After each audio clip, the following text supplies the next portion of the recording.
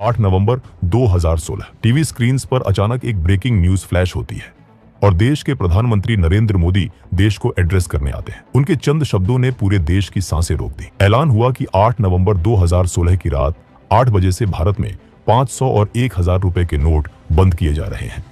ये महज कागज के टुकड़े रह जाएंगे और लीगल टेंडर नहीं रहेंगे। इस ऐलान के बाद भारत की सड़कों, बाजारों और घरों में हलचल मच गई। लेकिन इस फैसले का असली भूकंप दिल्ली या मुंबई में नहीं, बल्कि सरहद पार पाकिस्तान के कराची शहर में आया था। ये एक ऐसा मास्टर स्ट्रोक था जिसने रातों रात एक बड़े साम्राज्य की जड़ें उखाड़ फेंकी। और भारत के इस ऐतिहासिक फैसले के ठीक 26 दिन बाद कराची में एक ऐसी मौत होती है जो पूरी तरह गुमनाम होती है। ये मौत किसी आम इंसान की नहीं थी। ये मौत उस शख्स की थी जो पाकिस्तान में हवाला, नकली नोट और अंतर्राष्ट्रीय मनी लॉन्ड्रिंग का सबसे बड़ा सरगना था। वो एक ऐसा खूंखार दुश्मन था जिसने भारत को बर्बाद करने की पूरी तैयारी कर रखी थी। साल 1947 का वो दौर जब भारत और पाकिस्तान का बंटवारा हो चुका था। लाखों लोग अपना घर, अपनी जमीन और अपना सदियों पुराना कारोबार छोड़कर नई बनी सरहदों को लांघ रहे थे। इस उथल पुथल के बीच गुजरात का एक व्यापारी परिवार भी अपना सब कुछ छोड़कर पाकिस्तान की जमीन पर कदम रख रहा था। उस परिवार के मुखिया थे अब्दुल सत्तार खनानी। अब्दुल सत्तार गुजराती मेमन कम्युनिटी से ताल्लुक रखते थे, एक ऐसा कम्युनिटी जिसके बारे में कहा जाता है कि व्यापार उनके खून में दौड़ता है। ये वो लोग थे जो जुबान के पक्के और सौदे के बेहद माहिर माने जाते थे। जब सत्तार खनानी पाकिस्तान के कराची पहुंचे तो हालात बद से बदतर थे। जेब में पैसे नहीं थे, सिर पर छत नहीं थी, लेकिन वो किसी की गुलामी या नौकरी नहीं करना चाहते थे। करेंगे तो सिर्फ अपना बिजनेस। उन्होंने कराची के बोल्टन मार्केट में फुटपाथ पर एक छोटी सी चलती फिरती करेंसी एक्सचेंज की दुकान खोल ली। लोग उनके पास दूसरे देशों की करेंसी लेकर आते और वो उसे बदलकर पाकिस्तानी नोट थमा देते। धीरे धीरे इसी से उनकी रोजी रोटी चलने लगी। 2 मई 1961 सत्तार खनानी के घर जुड़वा बेटों ने जन्म लिया। एक का नाम रखा गया जावेद और दूसरे का अल्ताफ। ये दोनों बच्चे जब बड़े हुए तो पिता के साथ उसी बिजनेस में जुड़ गए। उन्होंने फॉरेन करेंसी के इस बिजनेस को इतनी बारीकी से समझा कि 1980 के दशक की शुरुआत तक आते आते दोनों भाइयों ने पिता का पूरा कारोबार अपने हाथों में ले लिया था। उसी दौर में कराची के व्यापारिक गलियारों में एक और नाम तेजी से उभर रहा था, हनीफ कालिया। हनीफ का काम भी करेंसी के इर्द गिर्द घूमता था, लेकिन उसका तरीका अलग था। वो प्राइस बॉन्ड ट्रेडिंग का काम करता था। उस वक्त पाकिस्तान सरकार की एक स्कीम थी जिसमें लोग फिक्स्ड प्राइस का प्राइस बॉन्ड खरीदते थे। इस पर कोई ब्याज नहीं मिलता था, लेकिन लकी ड्रॉ के जरिए भारी इनाम जीतने का मौका होता था। हनीफ जैसे चतुर ट्रेडर लकी ड्रॉ से ठीक पहले बाजार में ये अफवाह फैला देते थे कि किस नंबर के बॉन्ड पर इनाम जीतने के चांस सबसे ज्यादा है, और वो बॉन्ड उनके पास रहता था। 1000 रुपए का बॉन्ड 1500 रुपए में खरीदा जाता और बाजार में आर्टिफिशियल डिमांड पैदा करके उसे और भी महंगे दामों पर नीलाम किया जाता। इसी चालाकी से हनीफ ने काफी दौलत बनाई। जैसे जैसे 90 का दशक करीब आ रहा था, पाकिस्तान की अर्थव्यवस्था दुनिया के लिए खुल रही थी। गल्फ देशों में काम करने वाले पाकिस्तानी मजदूर बोरिया भर भर कर पैसा अपने देश भेज रहे थे। ये वो वक्त था जब खनानी ब्रदर्स को समझ आ गया कि अगर उन्हें बड़ा खिलाड़ी बनना है तो उन्हें किसी मजबूत साथी की जरूरत होगी। उनकी नजर हनीफ कालिया और उसके बेटे हुजैफा पर पड़ी, जिनके पास पैसा भी था और पहचान भी। अल्ताफ और जावेद ने हुजैफा के साथ मिलकर एक सीक्रेट मीटिंग की। जावेद ने हुजैफा को कहा, हुजैफा, अगर हम इस बिखरे हुए बाजार को एक कर ले तो पूरा पाकिस्तान हमारी मुट्ठी में होगा। हुजैफा ने भी हामी भरी। दोनों परिवारों ने हाथ मिला लिया और यहीं से नींव पड़ी खनानी एंड कालिया इंटरनेशनल केकेआई की। शुरुआत में केकेआई कराची के बोल्टन मार्केट में एक साधारण सी फॉरेन करेंसी की दुकान लगती थी, लेकिन जावेद खनानी ने पाकिस्तान के अंदर का पूरा काम संभाला, जबकि अल्ताफ खनानी दुबई के लिए रवाना हो गया। अल्ताफ ने दुबई, लंदन, न्यूयॉर्क और टोरंटो में अपने आदमी बिठा दिए। देखते ही देखते पाकिस्तान के फॉरेन एक्सचेंज मार्केट का 40% हिस्सा इस एक कंपनी के कब्जे में आ गया। बाहर से ये एक व्हाइट कॉलर कंपनी थी, लेकिन अंदर हवाला का वो काला कारोबार चल रहा था जिसने बड़े बड़े राजनेताओं और अफसरों को इनका गुलाम बना दिया था। कराची में एक आदमी जावेद को नोटों से भरा बैग देता और चंद मिनटों में दुबई में अल्ताफ का आदमी उतनी ही रकम किसी और को सौंप देता। मेमन कम्युनिटी के इस उसूल की जुबान दे दी तो मुकरेंगे नहीं ने खनानी ब्रदर्स को अंडरवर्ल्ड का सबसे भरोसेमंद बैंकर बना दिया था। काले धन को सफेद करने का यह सबसे बड़ा वॉशिंग मशीन बन चुका था।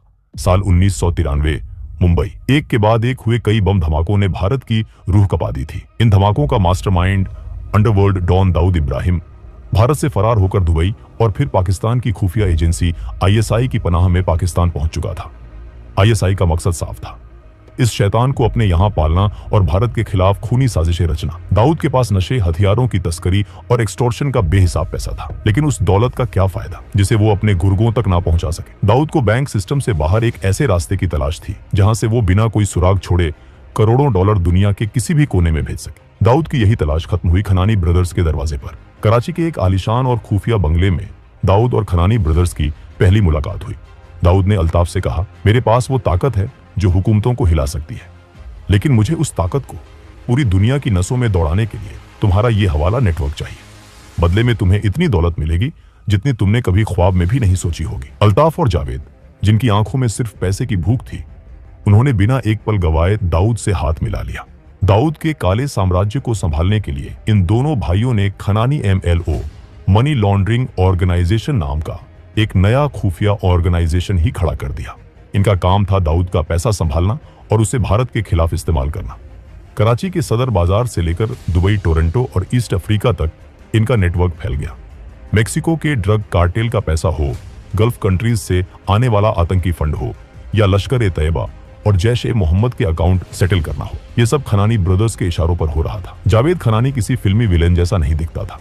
आंखों पर चश्मा, शांत स्वभाव, एक साधारण से अकाउंटेंट जैसी भाषा, लेकिन इस शांत चेहरे के पीछे एक ऐसा खूंखार दिमाग था जो सालाना 14 से 16 अरब डॉलर की मनी लॉन्ड्रिंग कर रहा था। पाकिस्तान का डीप स्टेट और ISI जब भी बिना फिंगरप्रिंट छोड़े आतंकी नेटवर्क को पैसा भेजते तो वो जावेद और अल्ताफ के हाथों से ही होकर गुजरता था। दाऊद इब्राहिम और ISI के इशारों पर खनानी ब्रदर्स ने भारत के खिलाफ एक खतरनाक जंग छेड़ दी थी। इन्होंने fake Indian currency notes FICN छापने का एक विशाल साम्राज्य खड़ा कर लिया। ये कोई आम नकली नोट नहीं थे, इन्हें सिक्योरिटी ग्रेड पेपर पर छापा जाता था, जिनमें असली नोटों की तरह वाटरमार्क और खास फाइबर लगे होते थे। ये सुपर नोट्स इतने सटीक थे कि कई बार ATM के सेंसर भी धोखा खा जाते थे। इन नोटों की छपाई पाकिस्तान के अंदर सुरक्षित और स्टेट प्रोटेक्टेड फैसिलिटी में होती थी। वहां से दुबई, काठमांडू, ढाका और कुआलालंपुर के रास्ते इन्हें भारत की सरहदों में धकेला जाता था। जांच एजेंसियों को तब बड़ा झटका लगा जब उन्हें दुनिया की सबसे बड़ी करेंसी पेपर बनाने वाली ब्रिटिश कंपनी डेलारू के साथ हुए एक बड़े विवाद का पता चला। भारत में ऑडिट के दौरान पाया गया कि घटिया क्वालिटी का करेंसी पेपर सप्लाई किया गया था और क्वालिटी सर्टिफिकेट्स में हेराफेरी हुई थी। भारत ने लगभग 2000 टन पेपर रिजेक्ट कर कंपनी को ब्लैकलिस्ट कर दिया, लेकिन सिस्टम के भ्रष्टाचार और मिडिलमैन के जरिए उसी मशीनरी और स्पेसिफिकेशन का फायदा उठाकर पाकिस्तान ने हुबहू भारतीय नोटों जैसे सुपर नोट्स छापने शुरू कर दिए। साल 2010 के शुरुआती महीनों में ही हर साल 1500 से 2000 करोड़ रुपये की फेक करेंसी भारत में दाखिल हो रही थी। एक तरफ इन पैसों से आतंकियों को फंडिंग हो रहा था। 2008 के 26/11 मुंबई हमले की फंडिंग में भी खनानी ब्रदर्स के इसी नेटवर्क का सीधा हाथ था। दूसरी तरफ भारत के बाजारों में अचानक इतनी करेंसी आने से महंगाई आसमान छूने लगी और रुपये की कीमत गिरने लगी। खनानी ब्रदर्स के तार मेक्सिको के खूंखार सिनालोआ कार्टेल, हिजबुल्लाह, तालिबान और अलकायदा तक जुड़ चुके थे। अफगानिस्तान में अफीम की खेती से आने वाला पैसा हो या खूनी आतंक की फंडिंग, खनानी ब्रदर्स दुनिया के सबसे बड़े मनी लॉन्डर बन चुका थे। अमेरिका के ड्रग एनफोर्समेंट एडमिनिस्ट्रेशन DEA और भारत की खुफिया एजेंसियों की नजर अब खनानी ब्रदर्स पर टिक चुकी थी। भारत लगातार अमेरिका को इनपुट दे रहा था। अल्ताफ को पकड़ना किसी एक देश के बस की बात नहीं थी। अमेरिका, ब्रिटेन, ऑस्ट्रेलिया, कनाडा और न्यूजीलैंड की खुफिया एजेंसियां ने मिलकर एक बेहद कॉन्फिडेंशियल कोवर्ट ऑपरेशन प्लान किया। DEA के एजेंट्स ने अपनी पहचान छुपाई और खुद को इंटरनेशनल ड्रग स्मगलर के रूप में पेश किया। नकली पहचान और नकली कहानियों के साथ उन्होंने अल्ताफ के नेटवर्क से कांटेक्ट किया। कई हफ्तों की एन्क्रिप्टेड बातचीत के बाद एक अंडरकवर एजेंट ने स्काइप पर अल्ताफ से कहा, अल्ताफ भाई, हमारे पास करोड़ों डॉलर का ड्रग मनी पड़ा है, इसे वाइट करना है।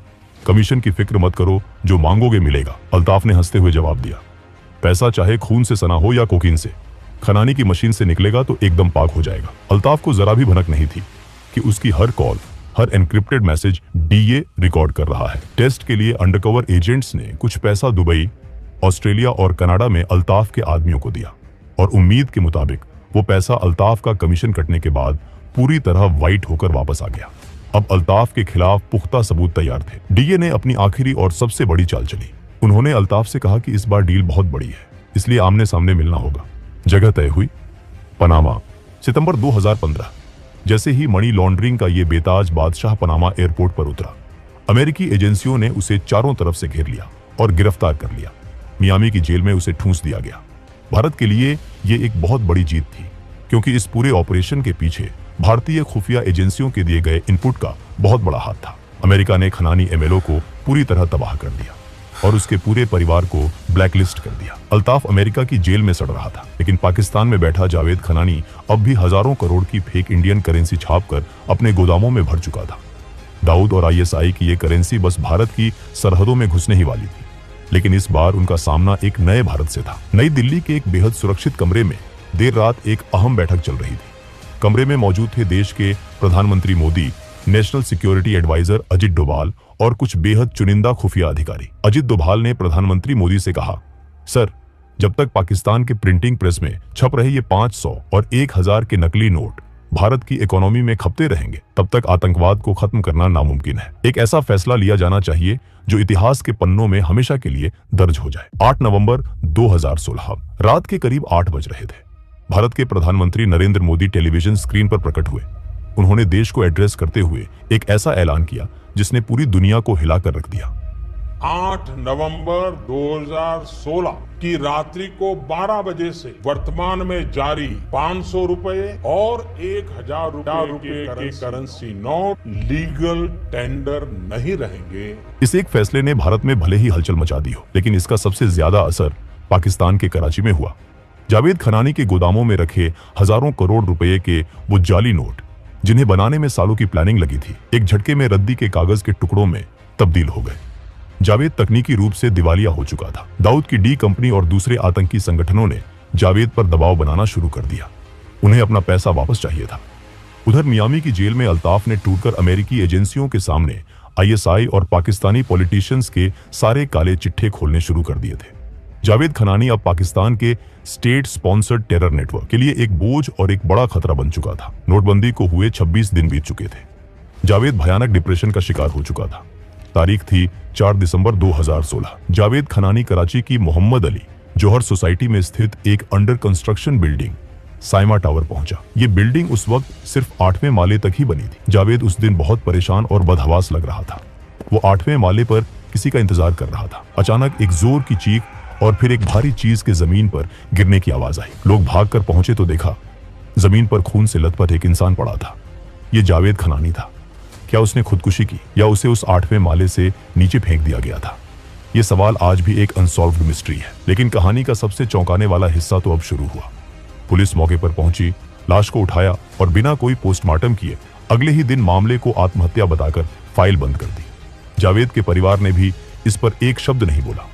अप्रैल 2017 में अमेरिका ने अल्ताफ खनानी को 68 महीने की कड़ी सजा सुनाई और उस पर भारी जुर्माना ठोका।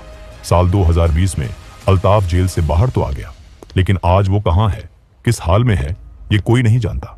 खनानी ब्रदर्स का वो साम्राज्य जिसने सालों तक आतंकवाद, नशे और जाली नोटों के दम पर भारत को लहूलुहान करने की नापाक कोशिश की थी, अब इतिहास के कूड़ेदान में दफन हो चुका है। दोस्तों, अगर आपको ये वीडियो पसंद आया हो तो इसे लाइक और शेयर जरूर करें और ऐसी ही रोंगटे खड़े कर देने वाली सच्ची कहानियों के लिए हमारे चैनल को सब्सक्राइब जरूर करें। जय हिंद, जय भारत।